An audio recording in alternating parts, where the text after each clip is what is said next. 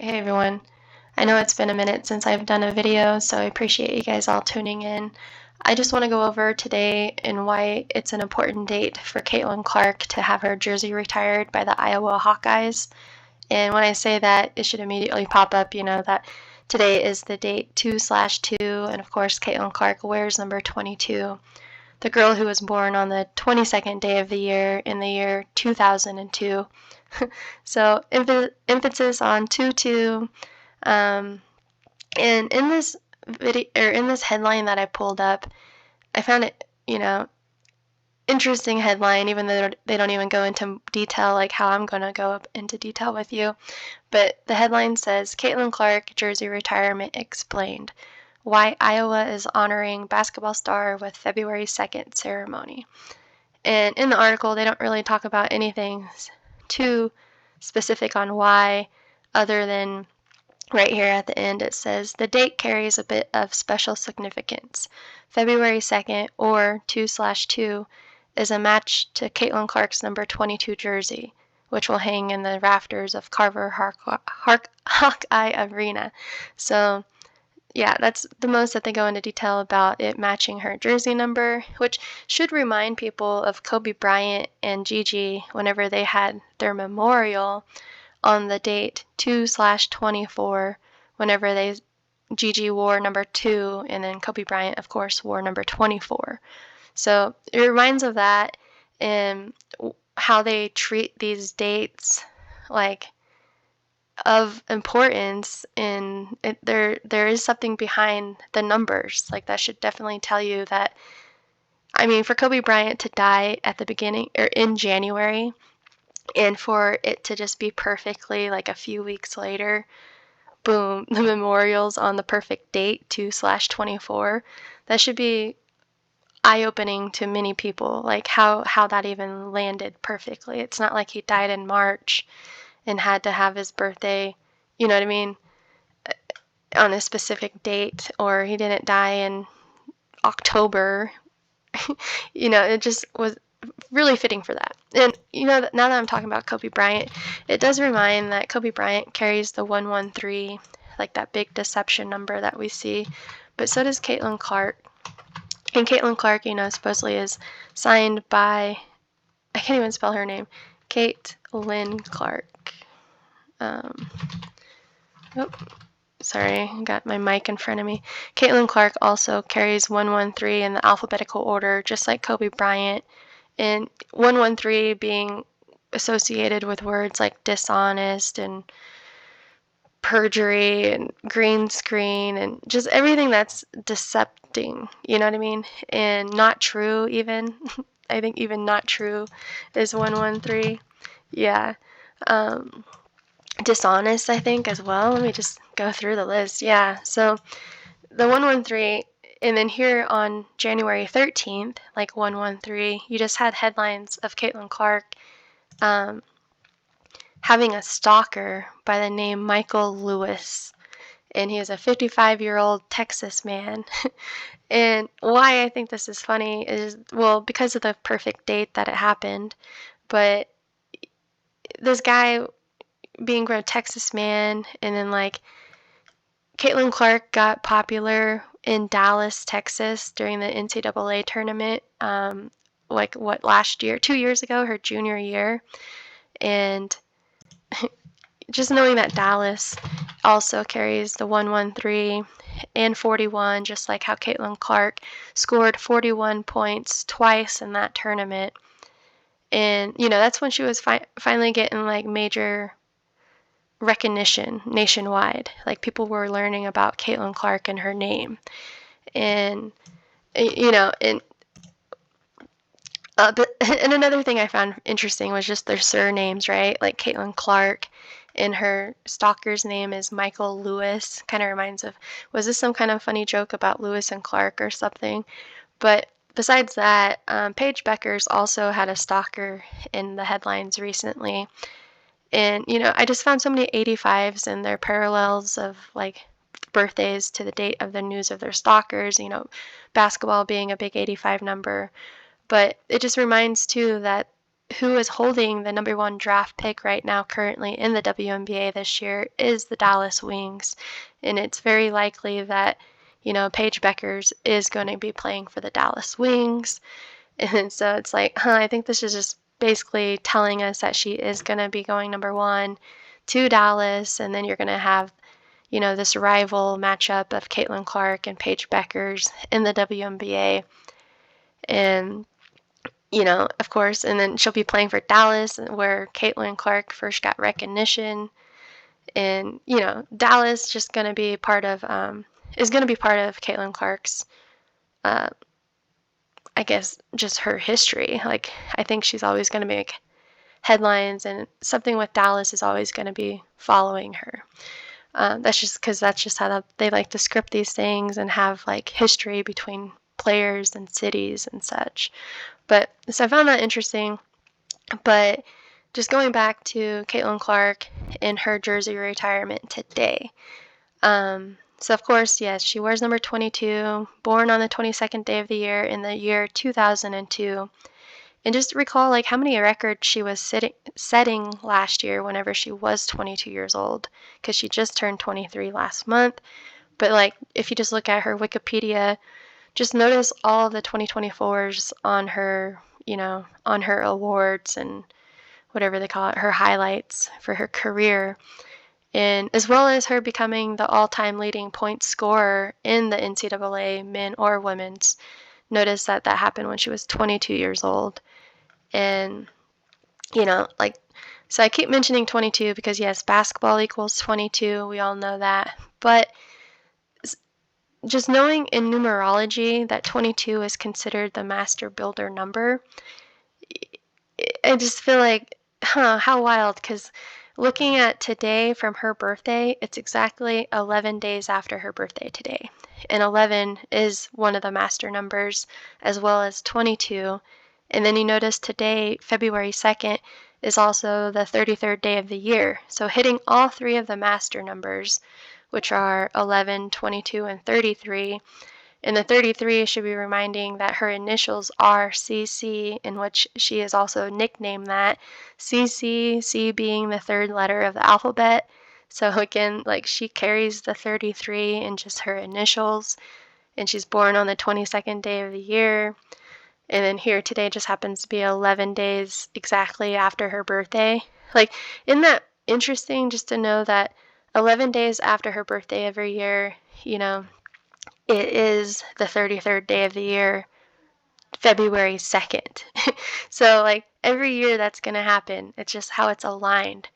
So she has that alignment with the 11, 22, and 33. So definitely wanted to point that out because that's something that we're all most likely going to be overlooking. And, and even the word master carries the 22 gematria, in which I guess a lot of people can argue and say that she is mastering the game of basketball right now. And just also, too, with the 22, reminder that her new coach for the Indiana Fever, she wore number 22, just like Caitlin did for the Indiana Fever back in her playing days. And, I mean, how many coincidences can there be here, right? Stephanie White being the player on the left here, who is now the coach of the Indiana Fever, who has also been the former head coach and assistant coach for the Fever in the past, but now she just got linked up with Caitlin perfectly by the numbers, and which is kind of funny because Stephanie White was just coaching for the Connecticut Sun, and Caitlin Clark's first game of her WNBA career was against the Connecticut Sun, which she lost to. So, like, she already had ties with her from her very first WNBA game, but now she's her coach now. So there's that. And then noticing today's records for the team, USC Trojans, they come in 19-1. So a big opportunity today for them to become 20-1. I mean, they are big favorites to beat Iowa, which I do intend to see happen, because Caitlin Elizabeth Clark, like the big fat 201, just in the alphabetical order, taking all her letters and adding up the digits to each value, it equates to 201, the big number that runs the game here. The Jesuit order equates to 201. Order of Illuminati, 201, in which I don't doubt at all that she is signed in with them for life. And I feel like this is another thing too, that it this this mysticism that we're not taught about or told about, and like the language of these numbers that we're observing and trying to learn. Like, I feel like this 201 and the 22 with her is just such a overcasting over her, like putting a spell on everybody, I guess is how you can say it, because nobody understands it. And like, it's interesting how people can be pushed so hard in the media, and all news headlines can say like the same thing and the same thing over and over, and people really do start to believe in it. You know what I mean? Like saying that Caitlin Clark is the greatest women's basketball player of all time, to me, is laughable. I've seen so many great players come in the league, even like people that are in the college and never went pro. And I can name players like Elena Beard. Like, I feel like she was one of the greatest. And like, even like her old, or one of the former teammates, like Tamika Catchings. Like, people had like all these different qualities and skills that Caitlin doesn't even have. Caitlin's just known for shooting at long distance, right? That's what wows the crowd and why people get excited to watch her, because she can shoot from a long distance. And supposedly she's like one of the greatest assist players too. And it is laughable knowing that she held the record this last season, her rookie season, for getting 19 assists in a game, being a record for Indiana Fever. And Indiana loves 19 because they're the 19th state in order of statehood. So of course she hits that 19 assist in a game. But I mean, if people really knew the game before even Caitlin Clark, they would just notice that there's plenty of other players out there that can very well beat Caitlin Clark one-on-one. That's all I have to say. But so anyways, moving on, I'm getting to the end here. Iowa, notice that they come in 4-6 in the Big Ten. And this is all about Caitlin Clark's jersey. And the last time that she wore that jersey was on April 7th, 2024, in the NCAA championship between the Hawkeyes and the Gamecocks, which of course the South Carolina Gamecocks ended up winning it. But they can fall to 4-7 today in the Big Ten, just like the last date that she wore that jersey was on 4-7, is my point. And 47 being a big number associated with the team she now plays for, Indiana, equates to 47. And you can see it too, like with Stephanie White becoming the coach for Indiana again, is perfectly aligned with her age. She's currently 47 years old.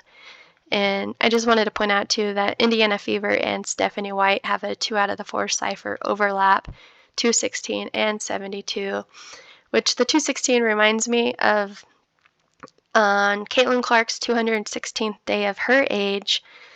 Last year was on August 24th, Kobe Bryant Day of all things. And that was the game between the Indiana Fever and the Minnesota Lynx, because in that game, it was held in Minnesota, the team that Maya Moore used to play for. And Maya, I can't remember what her middle name is right now, but her full name equates to 216. And so it was like a perfect game for, I think I have it here. It was a perfect game for her to be facing the Indiana Fever. Yeah, Maya April Moore equates to 216, like Indiana Fever. And supposedly Maya Moore was a player that Caitlin Clark just has admired off since she was a little kid. Like, she actually got to meet her when she was 12 years old in an article that I found. But yeah, so that was on Caitlin Clark's 216th day of her age that she got to see her favorite player get her jersey retired in a game against her old team. Like, so how scripted is that? How perfect is that for, for Caitlin Clark, for a player that she's idolized. She's actually in the game whenever they retire Maya Moore's jersey, was my point. So just seeing that 216, and what an alignment, right? And also that was the 29th game of the regular season for the Indiana Fever. And recall, Fever equals 29. And last year's WNBA draft, when Caitlin Clark went number 1, that was the 29th WNBA draft of all time, And here Caitlin Clark comes from the 29th state, Iowa. And recall, last year the Indiana Fever started their first 11 games going 2-9. So many interesting things with the Fever ramping up, especially seeing that Fever equates to 25. Here we are in 2025, and Indiana Fever, they're actually getting quite a roster going, as well as having Stephanie White as their coach. Just makes you wonder what kind of year they're going to have, or maybe possibly in 2029 as well. So, I mean, how perfect for Caitlin Clark to be drafted number 1 in the 29th WNBA draft, and she comes from the 29th state, Iowa, and now she plays for the Fever, equating to 29. But yeah, those are my main points I wanted to hit, just to, point out some things with, not only the Iowa Hawkeyes, but Indiana Fever. And also 47, every time I see Indiana, I also think of Aaliyah Boston, because Aaliyah Boston went number 1 in the WNBA the year before Caitlin Clark did. And of course, she plays for the Indiana Fever as well. She came from South Carolina Gamecocks, where she used to wear number 4. And now when she joined Indiana, she changed her number to 7, like 47 for Indiana. But don't even forget I have a video on Aaliyah Boston, because she shares the same birth date as the state of Indiana, December 11th. And she was actually born on Indiana's 185th birthday. And basketball equates to 185. So, I mean, all this stuff, perfectly in sync with, because birthdays are important. And that's one thing that people are always confused by when they come to anyone's gematria page, or, anything trying to explain this stuff, is like, we literally call these players all-stars or stars, like just using the word star, and like how that has to do with astrology, astronomy, numbers, birth dates, zodiacs, like there's more to it than what we've always been taught or what we've realized all our lives. And yeah, so that's just another perfect example, with Aaliyah Boston sharing the birth date with Indiana. And then again, I just can't get over how the 11 and 22 and 33, all 3 of the master numbers, are perfectly in tune for Caitlin Clark to have her jersey retired, and the jersey being number 22, the master builder number. When, again, most people will consider Caitlin Clark to be a master of the game of basketball nowadays. And she sure enough is going to be in the headlines from here on out for like the rest of her life. She is another Kobe Bryant, but for the women's league. So it's just how they do it. Like, they can push anyone in the media to get them their fame and recognition, and people just buy into it so easily. Or again, maybe it is some kind of hypnotism with the numbers or something, because yeah, I won't go any more about that, but I'll just end it there. All right, see ya.